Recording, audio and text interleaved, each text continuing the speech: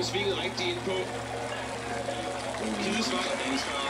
Det er næsten en dansk sejr her. Ja, det skal vi med så mange danskere. Fejlsleben, der stadigvæk trækker deroppe af. Og hvad kommer så der? Kvade forsøger. Og hvad kommer så der? Det er Nordmand. Det er Nordmand, der åbner. Vingegaard forsøger også. Vingegaard kigger på Nordmand. Det er de to danskere i foran til Nordmand.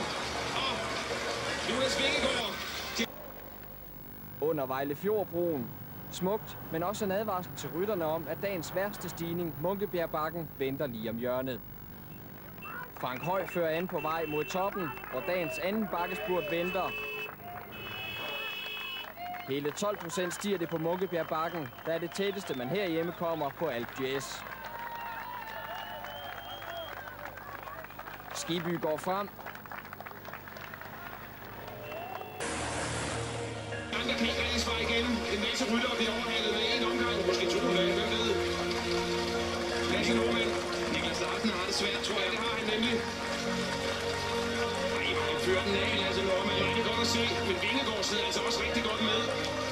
Faldet i Vejle, og så til venstre, og så kommer den anden så gamle Kongevej deroppe af Christian Winters Vej, hvor der på toppen af Christian Winters Vej er næste bakkespurt, og det er altså den hårdeste 13,7% i gennemsnit.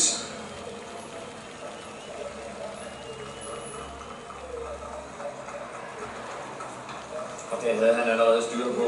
Se, han var nede i gear, så han var forberedt på, hvad der skulle ske her. Karpel er blevet tabt bagud stadigvæk. Det rent Brygner og Veje har skabt en gruppe. Lander og Smukulis er også tilbage igen. Her har vi altså den stigning, som mange vejlensere i virkeligheden anser for at være den hårdeste i byen. Også hårdere end Kidesvej.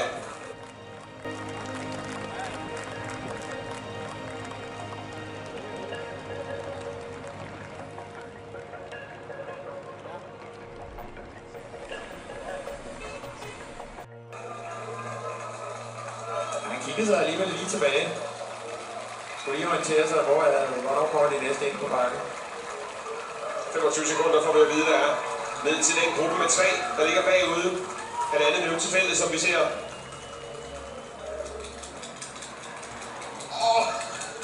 Det går opad der. Og det er der, du selv blev forpustet? Ja, det var det. Okay. Så var han nok også med. Og jeg kørte ikke så stærkt. Jeg tror, der var en, der var gået i siden af. Han giver den fuld gas op af Pøstelberger.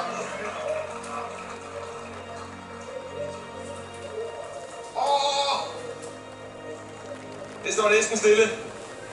Ja, den er stejl. Den er rigtig stejl. Ej, der bliver han snydt af Carpenter, der tager det lille sving, mens Julius tager det store. Sidste tur op ad Kidesvej. Han tager afstand der. Amerikaneren Julius må arbejde for det, men han ser stadig ud til at have kræfter. Han kigger sig tilbage.